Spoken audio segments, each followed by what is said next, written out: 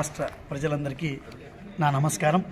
మనం గత ప్రభుత్వాలు చూసినట్లయితే విద్యార్థులకు ఓటు హక్కు ఉండవనేటువంటి దృక్పథంతో విద్యార్థుల ప్రయోజనాలకు పెద్దగా ప్రభుత్వాలు నిధులు వెచ్చించేటువంటి నేపథ్యం లేదు. కానీ గౌరవ ముఖ్యమంత్రి జగన్మోహన్ రెడ్డి గారు వచ్చిన తర్వాత విద్యార్థుల కోసం నాడు నేడు పేరుతో ఈరోజు ప్రభుత్వ పాఠశాలను బ్రహ్మాండంగా అభివృద్ధి చేయడం జరిగింది. మొదటి ఫేజ్లో చూసినట్లయితే దాదాపు 3,669 కోట్ల రూపాయలతో 15,715 పాఠశాలని డెవలప్ చేయడం జరిగింది. అదేవిధంగా సెకండ్ ఫేజ్లో 8,000 కోట్లతో 22,719 పాఠశాలను బ్రహ్మాండంగా అభివృద్ధి చేసినటువంటి నేపథ్యం కూడా మనం అందరం కూడా చూస్తున్నాం.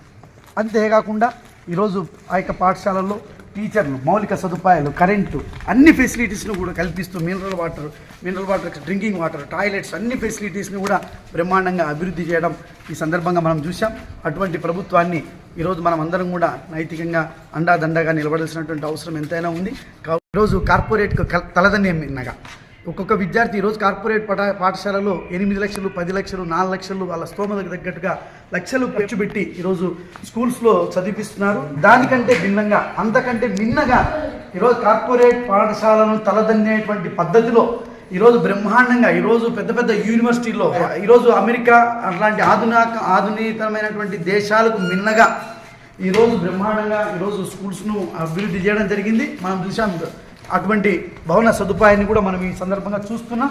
ఇక్కడ మనం చూసినట్లయితే డిజేబుల్డ్కి సంబంధించినటువంటి టాయిలెట్ మనం చూసాం. ఎక్కడ కూడా ఈరోజు పెద్ద పెద్ద యూనివర్సిటీలో కూడా మన దేశంలో ఇటువంటి పరిస్థితి ఎక్కడ కూడా లేదు. ఈరోజు ఇది మన గర్ల్స్ టాయిలెట్, అదేవిధంగా ladies toilet separate, disabled toilet separate, ఇట్లా అత్యంత ఆధునికతతో కూడినటువంటి పాఠశాలను ఈరోజు రాష్ట్ర ప్రభుత్వం, ముఖ్యంగా గౌరవ ముఖ్యమంత్రి జగన్మోహన్ రెడ్డి గారు నాడు నేడు పేరుతో దాదాపు 12,000 కోట్ల రూపాయల పైచిలుకు నిధులతో బ్రహ్మాండంగా అభివృద్ధి చేసిన సందర్భం. మనం ప్రపంచ దేశాల్లో కూడా ఇటువంటి నాగరికతతో కూడి, ఇటువంటి ఆధునీకరణతో కూడినటువంటి పాఠశాలలు నాకు తెలిసి ఈ భారతదేశంలో ఈ రాష్ట్రానికి తలదనేటువంటి పద్ధతులు ఎక్కడ లేవని చెప్పి కూడా ఈ సందర్భంగా గుర్తు చేస్తున్నాం. కాబట్టి దయచేసి ప్రజలందరూ కూడా గుర్తించండి, ఆలోచన చేయండి అని చెప్పి ఈ సందర్భంగా విజ్ఞప్తి చేసుకుంటూ, దయచేసి జగనన్న ప్రభుత్వానికి అండగా నిలబడదాం. ఫ్యాన్ గుర్తుకు ఓటేసి అఖండమైనటువంటి మెజారిటీతో జగన్మోహన్ రెడ్డి గారు బలపరిచినటువంటి ఎంపీ, అదేవిధంగా ఎమ్మెల్యే అభ్యర్థులను గెలిపించుకుందామని చెప్పి సందర్భంగా చేతులు జోడించి వినమ్రపూర్వకంగా విజ్ఞప్తి చేసుకుంటూ మీ వెన్నపూస రవీంద్రారెడ్డి.